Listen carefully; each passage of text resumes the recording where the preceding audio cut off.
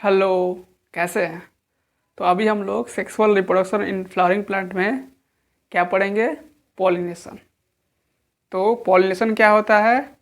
Transfer of pollen grain from anther to stigma.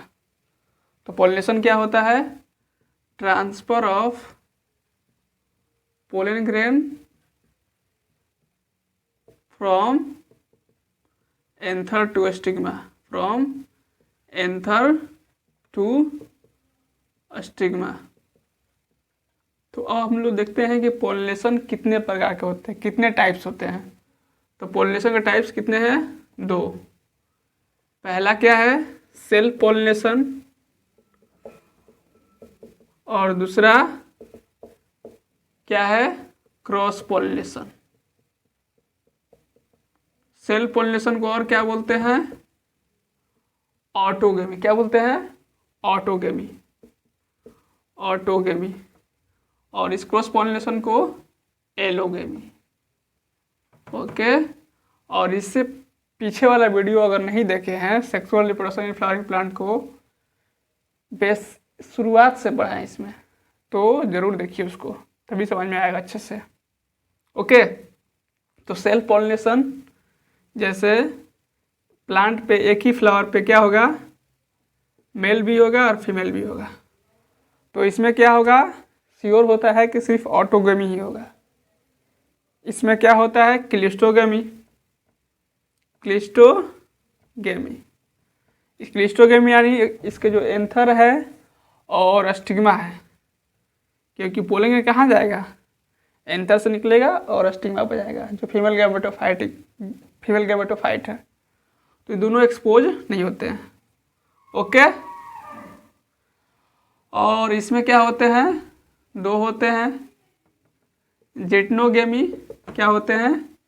Geitonogamy. और दूसरा क्या है? जीनोगेमी। तो जिटनोगेमी में क्या होता है? एक ही प्लांट पे दो फ्लावर पे। तो जैसे ये मेल हो गया और ये क्या हो गया? फीमेल।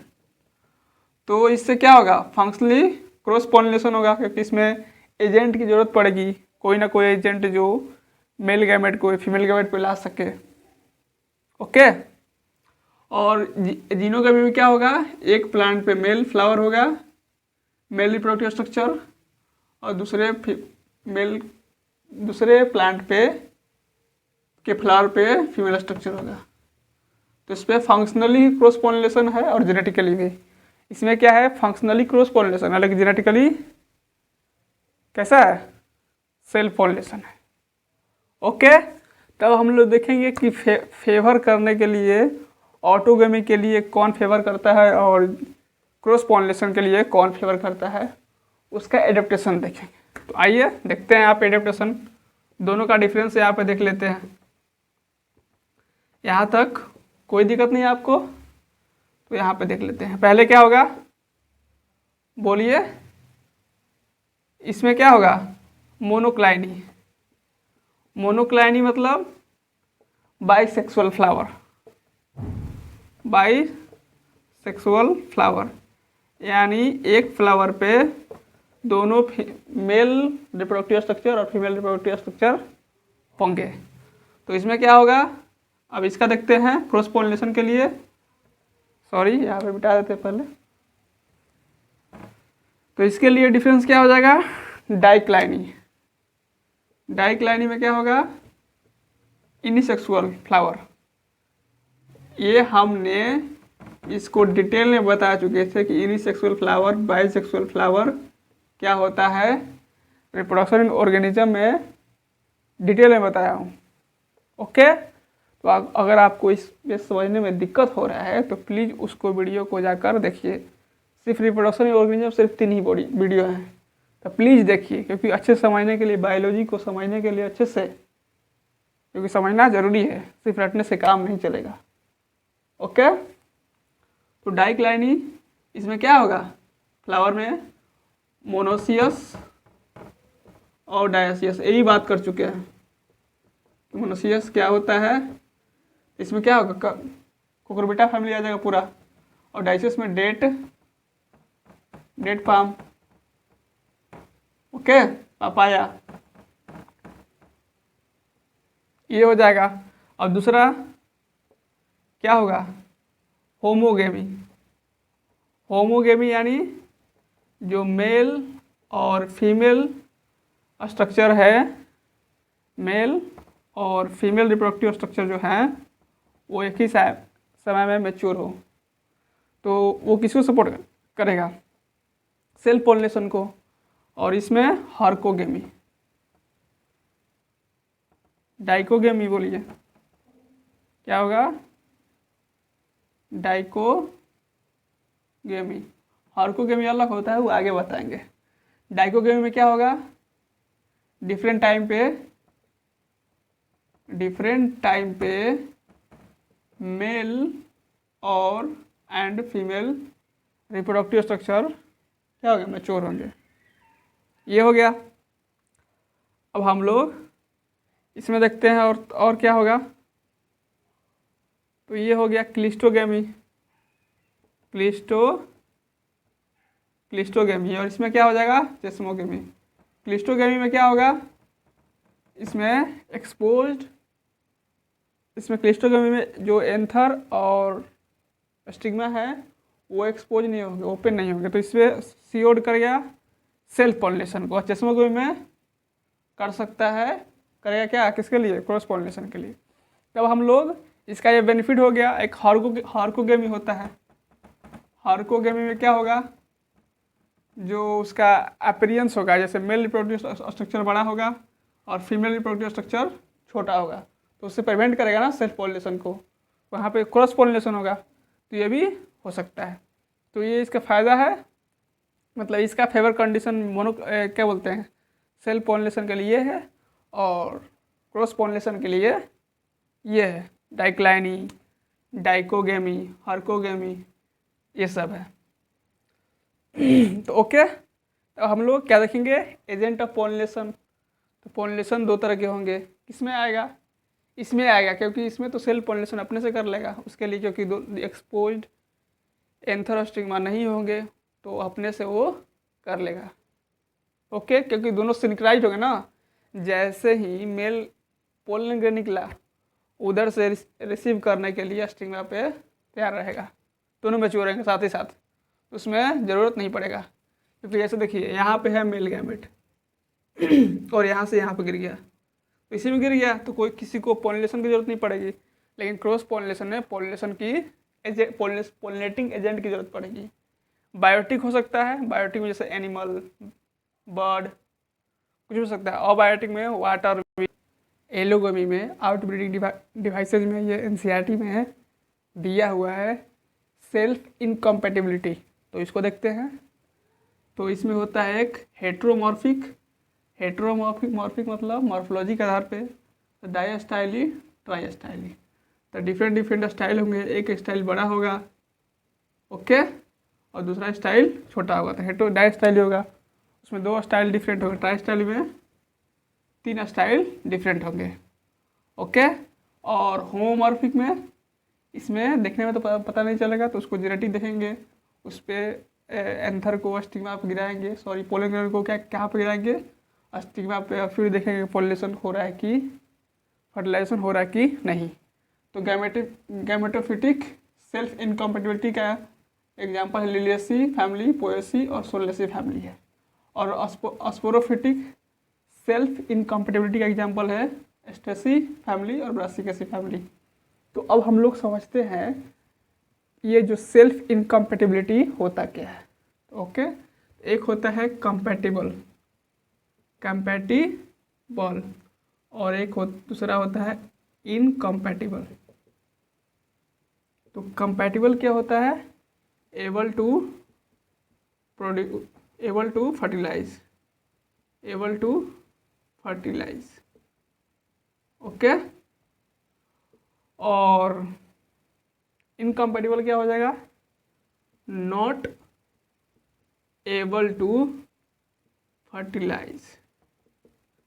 तो इसका मतलब हो गया कंपैटिबल है यानी फर्टिलाइज करने योग्य, निषेचन करने योग्य, और इनकम्पैटिबल मतलब निषेचन करने योग्य नहीं है।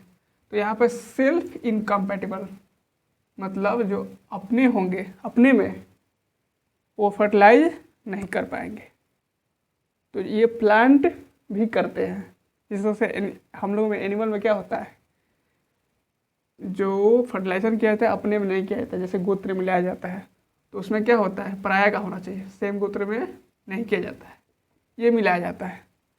तो फर्टिलाइजेशन अपने में नहीं करना चाहिए, पराये में। ये प्लांट भी करते हैं और एनिमल तो करते ही हैं। जैसे देखिए, जैसे हम लोग ब्लड डोनेट करते हैं, ऑर्गन डोनेट करते हैं, तो ब्लड और ऑर्गन डोनेट में क्या करते हैं, अपने में करते हैं। किस में करते हैं, अपने में, क्योंकि और फर्टिलाइजेशन किस में करते हैं, पराये में। क्योंकि जैसे मान लीजिए कोई है पर्सन, उसका ब्लड ग्रुप ए है, ए पॉजिटिव है, तो दूसरे का जो होगा वो ब्लड ग्रुप पहले देखते हैं, ए पॉजिटिव लेते हैं। ओके, अगर पहले वही लेते हैं, अगर सेम है तब। तो ब्लड ग्रुप और जब और ऑर्गन डोनेट करते हैं तो अपनों में करते हैं, लेकिन जब फर्टिलाइजेशन करते हैं तो पराये में करते हैं। तो आपको पता ही होगा, जब गोत्र मिलाते हैं तो अपने गोत्र में नहीं, दूसरे गोत्र में। अगर अपना गोत्र मिल गया तो उसमें शादी नहीं करते हैं। ओके, तो और ये प्लांट भी करते हैं। तो इसीलिए सेल्फ इनकम्पैटिबल मतलब, कंपैटिबिलिटी मतलब जो अपने में वो फर्टिलाइज नहीं करेंगे तो वो पराये से करेंगे। ओके, तो अब हम लोग आते हैं, और जैसे देखिए हेटेरोमॉर्फिक मतलब देखने में पता चल जाएगा कि ये दोनों डिफरेंट है, और होमोमॉर्फिक मतलब देखने से पता नहीं चलेगा, तो फिर उसमें पोलन ग्रेन स्टिग्मा गिराएंगे फिर देखेंगे। तो ये हो गया। अब हम लोग देखेंगे क्या, पोलिनेटिंग एजेंट। तो पोलिनेटिंग एजेंट में ये आउट ब्रीडिंग डिवाइसेज में दिया हुआ है सेल्फ इनकम्पैटिबिलिटी, जरूर देख लीजिएगा, पढ़ लीजिएगा, एनसीईआरटी में दिया हुआ है पोलिनेटिंग एजेंट। तो पोलिनेटिंग एजेंट क्या होगा, जब क्रॉस पॉलिनेशन होगा तो उसमें एजेंट चाहिए ना कोई। तो दो तरह के एजेंट होते हैं, बायोटिक और अबायोटिक। तो अबायोटिक में क्या आएगा, मेनली वाटर और विंड। ओके, और बायोटिक में एनिमल, जिसमें इंसेक्ट, एनिमल बहुत सारे। ओके, तो अब हम लोग क्या देखेंगे, विंड पॉलिनेशन कैसे होता है। तो विंड पॉलिनेशन के लिए खास बात क्या होगी, ये देखेंगे। तो रफ करें तो रफ कर देते हैं। तो विंड पॉलिनेशन की खास बात क्या होगी, जो उसका पोलन ग्रेन होगा लाइट होगा। क्या क्या खास बात होगी, यहाँ पर लिख देते हैं। कैरेक्टरिस्टिक ऑफ विंड पॉलिनेशन, जो विंड पॉलिनेशन से होगा उसका पोलन ग्रेन और स्टिग्मा कैसा होगा। तो पहले बात, pollen grain light, pollen grain कैसा होगा, हल्का होगा। पोलन ग्रेन लाइट हल्का होगा, और लार्ज इन नंबर, क्योंकि ज़्यादा होगा ना, क्योंकि जैसे देखिए ये जरूरी थोड़ा ना है कि सिर्फ जिस प्लांट पे चाह रहे हैं वहीं पे जाएगा, कहीं और भी चला जाएगा। तो लार्ज होगा, बहुत ज़्यादा संख्या में बहुत ज़्यादा पोलन ग्रेन बनेगा। और large feathery stigma, large feathery बड़ा स्टिग्मा होगा, क्योंकि वो पोलन गिरेगा हवा में तो उसको अच्छा बड़ा होगा तभी ना अच्छे से आ पाएगा, उसमें छोटा होगा तो फिर मान लो कहीं और गिर जाएगा, नीचे गिर सकता है। तो वेल एक्सपोजर स्टिग्मा होगा, ये इसका कैरेक्टर हो गया। और फिर वाटर का होगा तो क्या होगा, म्यूसिलेज होगा, और चिपकने के लिए चाहिए ना, म्यूसिलेज चाहिए। और क्या चाहिए, नॉन वेटेबल होगा, मतलब वो भींगेगा नहीं, ऐसा नहीं कि पानी में गया और फिर भींग गया तो फिर दिक्कत हो गया, ख़राब हो जाएगा पोलन ग्रेन।